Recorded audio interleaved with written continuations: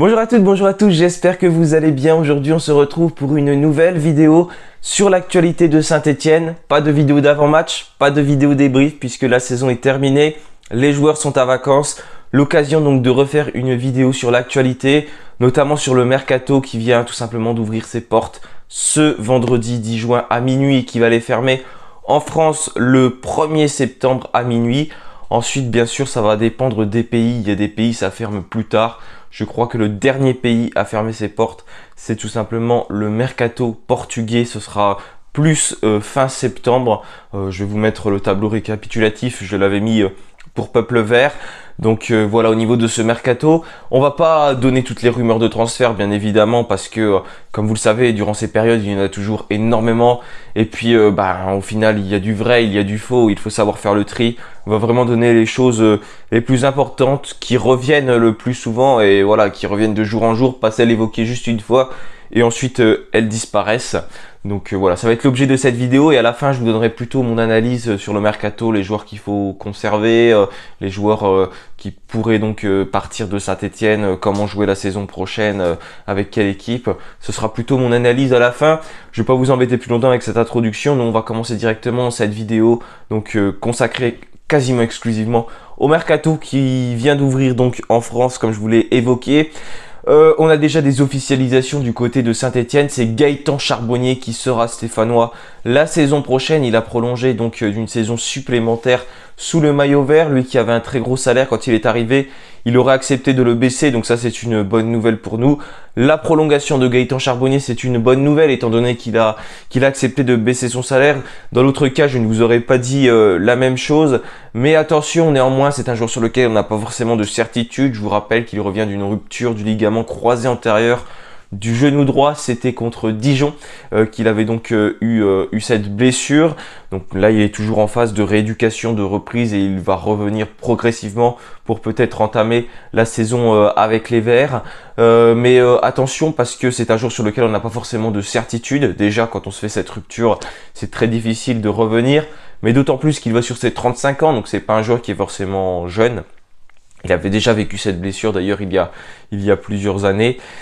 Et du coup, il faut pas tout miser sur Charbonnier parce qu'on ne sait pas, il peut peut-être jouer 35 matchs cette saison, mais comme il peut en jouer 5, 10, on n'a aucune certitude sur Charbonnier. C'est pour ça qu'il ne faut pas laisser tomber toutes les autres pistes du mercato. Je pense que c'est important de se consacrer à un autre attaquant, donc de se porter sur un autre attaquant pour tout simplement notamment épauler Ibrahim Aouaji qui pourrait être seul avec le départ de Crasso qui va certainement être officiel dans quelques jours, quelques semaines. Mais voilà, je pense que c'est très bien d'avoir prolongé Charbonnier parce que c'est un joueur d'expérience, un joueur qui a la hargne, qui a envie de jouer et qui nous a apporté sur les quelques matchs qu'il a joué. Il a joué seulement 7 matchs mais il a quand même été décisif, donc il a été assez important. Et c'est un rôle de numéro 9 comme on pouvait l'évoquer et qui est très important pour jouer la remontée. Mais attention à ne pas tout miser sur Charbonnier et à ne pas recruter d'autres attaquants. Mais j'ose espérer que la cellule de recrutement a quand même un œil sur d'autres joueurs, tout simplement pour se renforcer en attaque. Il y a eu 2 autres officialisations. C'est Nkunku donc qui a prolongé sous le maillot vert de 2 saisons supplémentaires. Donc l'option d'achat a été levée. Tout comme Mathieu Cafaro qui sera stéphanois au moins une saison supplémentaire. Et donc ça c'est des bonnes nouvelles pour nous. Bon, par contre pour Nkunku, malheureusement, est-ce qu'il sera vraiment stéphanois? On ne sait pas puisque il est en train de jouer l'Euro Espoir. Dans ses interviews, on voit bien qu'il pourrait quitter Saint-Étienne pour aller chercher un club un peu plus haut. Donc il va y avoir un gros feuilleton Nkunku, je pense. Et il y a donc des chances qu'il ne soit plus stéphanois. Malheureusement pour entamer la saison prochaine, même si son option d'achat a été levée, mais le club pourrait le vendre directement. C'est ce qu'avait d'ailleurs évoqué l'équipe dans les informations qu'ils avaient mis sur leur journal récemment. Mathieu Cafaro, normalement, lui devrait rester, même si le Havre semble s'intéresser aux pistons stéphanois, mais Cafaro voudrait rester du côté de Saint-Étienne. On a une autre arrivée qui n'est pas encore officielle mais qui devrait bientôt l'être. C'est un défenseur central donc qui jouait à Aubagne, qui joue toujours du coup à Aubagne en National 2. Terry Elana, donc c'est un joueur qui pourrait renforcer dans un premier temps l'équipe réserve puis intégrer petit à petit l'effectif professionnel. Un peu comme l'a fait Adas Namri lors de la saison dernière, lors de cette saison, et qui devrait d'ailleurs quitter Saint-Étienne. Donc Namri, qu'on en a vu très peu sous le maillot vert, 3-4 apparitions tout au plus cette saison, et ça devrait être le cas pour Terry Elanga. Donc lui c'est plus un défenseur central qui pourrait renforcer donc l'effectif stéphanois. Au niveau des départs, il n'y en a pas encore d'officiels, mais des joueurs ne pourraient donc pas être retenus. Par exemple, Michael Nadé en défense, on l'évoque assez souvent. C'est un défenseur central qui malheureusement a pas réussi à performer réellement sous le maillot vert et qui pourrait donc être sur le départ. Je ne sais pas forcément s'il y a d'autres clubs pour l'instant intéressés, mais il ne serait pas retenu. On a Jean-Philippe Crasso donc qui pourrait quitter Saint-Étienne, lui qui est en fin de contrat. Il n'a pas prolongé, il semble repousser un peu toutes les offres. Donc il pourrait y avoir un départ de Jean-Philippe Crasso. J'évoquais Nice Nkunku. Thomas Monconduit également, l'équipe nous informait qu'il y avait quelques tensions entre Loïc Perrin et Thomas Monconduit. Le joueur a immédiatement démenti les informations sur son compte Instagram, mais qui détient la vérité, on ne sait pas. Mais en tout cas, il y aurait quelques tensions si on en croit l'équipe, mais si on en croit Thomas Monconduit, il n'y en aurait pas. Mais tout ce que je peux dire, c'est que Monconduit, il n'a jamais réussi vraiment à s'imposer dans l'effectif stéphanois. Il a toujours eu des difficultés, il y a eu des hauts, il y a eu des bas, mais il n'a pas réussi vraiment à trouver une place de titulaire indiscutable et à apporter son expérience qu'on aurait pu l'espérer en début de saison. Ensuite, au niveau des départs, on pourrait retrouver également Kader Bamba. Il a fait un post sur Instagram où il fait un peu ses adieux et il remercie le peuple vert pour la deuxième partie de saison qu'il a vécu. Donc ça pourrait être un départ du côté de Saint-Étienne. Et on a également un membre de la cellule de recrutement qui est arrivé au mois de novembre. C'est Luis de Sousa. C'est une information donc, qui a été évoquée par Mohamed Toubachter sur Twitter.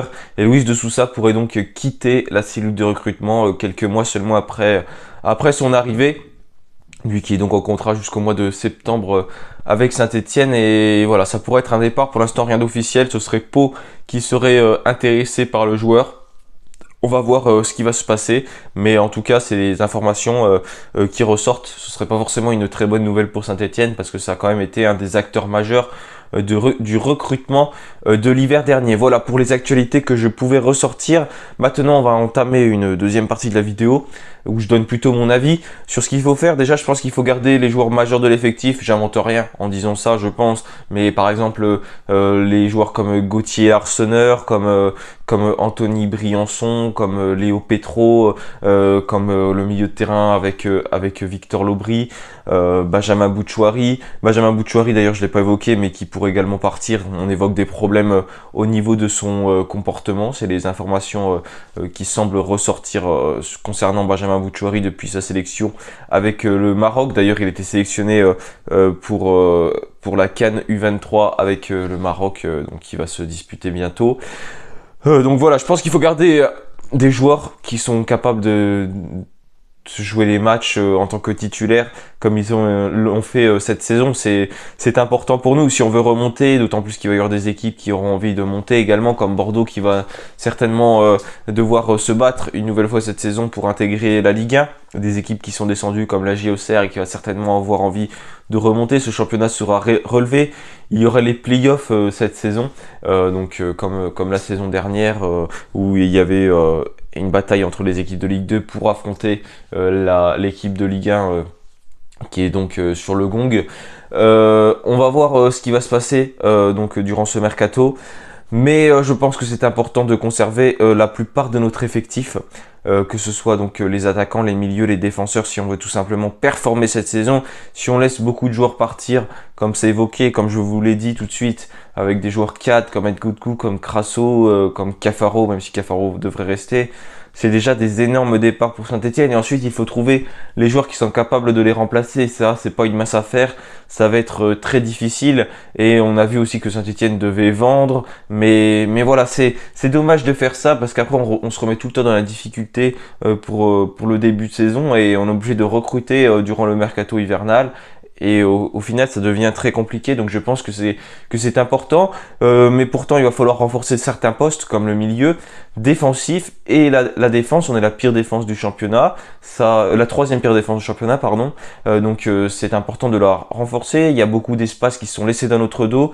On en avait parlé durant le live que j'ai fait ce jeudi soir. Le replay est disponible avec Matteo. On avait parlé de cette défense et notamment tous les espaces qui sont laissés dans notre dos. Ça, c'est le système de Laurent Batles qui veut ça. Et je pense qu'il va rester en 3-5-2. Ça, c'est son système. Il a vu que ça fonctionnait, même s'il est de plus en plus prévisible. Mais pour autant, il faut quand même renforcer puisqu'on est souvent pris dans notre dos. Donc la défense, il faut trouver des joueurs. Mais pareil, un bon milieu de terrain défensif qui soit assez costaud et qui assure vraiment ce lien entre la défense et le milieu. Ça, c'est quelque chose qui est primordial pour tout simplement jouer le haut de tableau, parce que c'est bien d'avoir une bonne attaque, mais il faut aussi avoir une bonne défense, parce qu'il faut toujours marquer un but de plus, et au bout d'un moment, ça devient compliqué. Quand tu en encaisses un à chaque match, ça veut dire qu'il faut tout le temps au moins en marquer deux. Et en plus, si on a le départ de Crasso, ça va faire un joueur phare en moins, un joueur qui marque des buts. Donc c'est très important de renforcer cette défense et ce milieu défensif du côté de Saint-Étienne. Donc ça, c'est les axes prioritaires pour moi, au moins un défenseur, un milieu défensif. Également renforcer les pistons, puisque si un piston se blesse, on n'en a plus derrière, et c'est quand même les éléments les plus importants quasiment du dispositif de Batles. Si on a des départs en plus, comme je l'ai évoqué, ça peut être de toute façon, je pense que c'est indispensable même de se renforcer avec ces pistons, que ce soit à droite ou à gauche. Déjà pour qu'on en ait un si jamais il y a Cafaro ou Nkunku s'il reste qui se blesse, et puis pour instaurer de la concurrence. Plus il y a de concurrence, plus les joueurs ont envie de se surpasser pour être meilleurs. C'est toujours très important d'avoir de la concurrence dans un effectif, et puis renforcer cette attaque également, trouver un attaquant aux côtés d'Ibrahima Wadjik, Gaëtan Charbonnier. Avec le départ de Crasso, ça devient indispensable, et certainement celui de Kader Bamba qu'il a évoqué également sur les réseaux. Voilà, j'ai terminé avec ma vidéo. Je vais pas être plus long parce qu'après je vais pas raconter des choses qui sont forcément très intéressantes, parce que j'ai pas forcément d'autres informations. Merci de l'avoir suivi. On essaiera régulièrement de faire le point. J'évoquerai également le mercato des féminines, je pense dans la semaine, parce qu'il y a eu des prolongations et une arrivée qui a été officialisée pour les féminines qui joueront en D1 en 2023-2024. Moi, je vous souhaite à tous un bon dimanche, une bonne semaine, et bien sûr, allez les Verts. Salut à tous.